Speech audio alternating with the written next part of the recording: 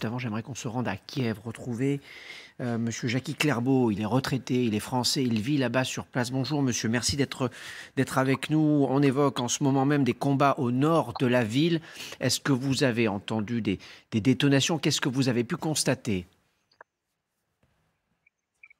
À Zitomir. Zitomir, c'est 130 kilomètres à l'ouest de Kiev, sur l'axe principal en direction de l'ouest d'ailleurs.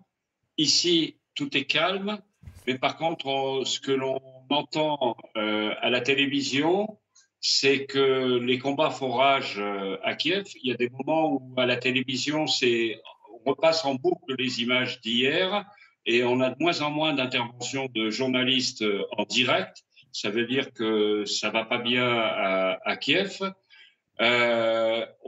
Sur Internet et les amis de mon épouse, il y a beaucoup de gens qui appellent au secours pour demander des moyens de locomotion pour partir vers l'ouest. Ils ont déjà passé la nuit dans les salles de bain ou dans les couloirs du métro.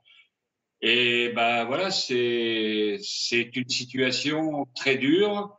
Et de ce que l'on entend à la télévision, également, c'est important à dire, il y a des forces spéciales russes qui ont pris des voitures ukrainiennes et ce sont des commandos qui rentrent dans Kiev, pas pour de bonnes raisons, bien évidemment. Des équipes de sabotage, c'est ce que dit en tout cas le président Volodymyr Zelensky. Vous êtes donc, vous, installé, et je le précise, pardon de l'erreur, à 130 km à l'ouest de Kiev. Vous comptez rester sur place ou pas? Rester, c'est une décision longuement réfléchie avec mon épouse. Elle ne veut pas quitter son pays, ses amis, sa famille, et on va essayer d'être utile avec la Croix-Rouge. Voilà, on va faire face comme on le pourra, et je regrette pas de pas être parti parce que ce peuple est tellement merveilleux, courageux, résistant qu'il faut rester avec eux. Bien évidemment, je prendrai pas les armes, c'est plus de mon âge et puis c'est pas dans mes convictions. Mais j'essaierai de les aider de manière humanitaire. Une dernière petite question, et pardon, elle est un peu naïve, Monsieur Clairbeau, mais qu'est-ce que vous espérez maintenant? Que l'Europe se réveille et que, parce que hier, j'ai même été déçu par le discours de Biden, par le fait qu'il n'ait pas déjà décidé de bloquer le système SWIFT et qu'on n'ait pas au moins livraison d'armes, en particulier d'armes anti-chars et anti-aériennes. C'est pas difficile dans des camions déguisés, pas des camions militaires bien évidemment, de livrer de l'armement pour que les Ukrainiens puissent se défendre parce que ils sont très courageux, ils n'ont pas peur de mourir, mais ils sont démunis. Les forces aériennes hier, ils ont descendu quelques avions, quelques hélicoptères, mais il manque d'armement. Merci, Monsieur Clairbeau. Et à l'instant même, le Royaume-Uni promet à l'Ukraine de renforcer son soutien au pays. Merci et bonne chance, évidemment. Bon courage. Dans ce contexte, une image que j'aimerais vous montrer. Regardez, ce sont des champs dans le métro de Kiev où des centaines de personnes sont descendues cette nuit pour s'abriter.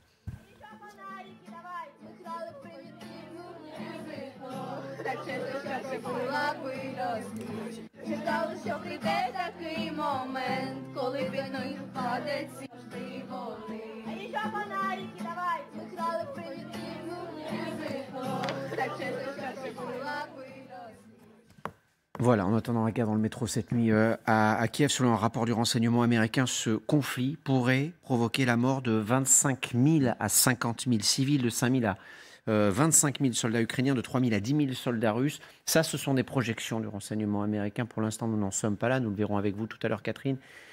Cette guerre qui se dessine, on a l'impression qu'elle est presque virtuelle. Je pense à Jean Baudrillard et la première guerre du Golfe qui n'a pas eu lieu. On se souvient de ce livre. Là, c'est une guerre réelle qui s'annonce. Ah oui, moi, je m'en remets en la matière à l'expertise de Pierre, mais encore une fois, il me semble qu'on a une forme de retour à un archaïsme guerrier. La guerre, ici, n'a rien de virtuel. Et lorsqu'on vous explique au Kremlin qu'il ne s'agira que de frappes de haute précision, que les civils sont épargnés, on sait très bien que ceci est un fantasme. C'est-à-dire qu'il ne peut pas y avoir, et notamment dans l'hypothèse encore improbable à ce stade, où les forces russes devraient aller chercher les résistants ukrainiens quartier par quartier, on ne peut pas imaginer qu'il n'y aurait pas ce qu'on appelle, dans une formule assez inhumaine, des dommages collatéraux. Donc c'est une vraie guerre, ça n'est pas une guerre par écran interposé, c'est une guerre qui va faire des morts, pardon pour cette tautologie, mais on a, nous, occidentaux... Beaucoup de morts avec des Ukrainiens très motivés, les Ukrainiens sont très motivés. Occidentaux, on a cette faiblesse ontologique de croire que le temps de la barbarie est derrière nous. Vous savez, cette formule un peu creuse, le plus jamais ça, etc., on pensait avoir dépassé ce stade-là, et en fait, on est rattrapé par l'histoire.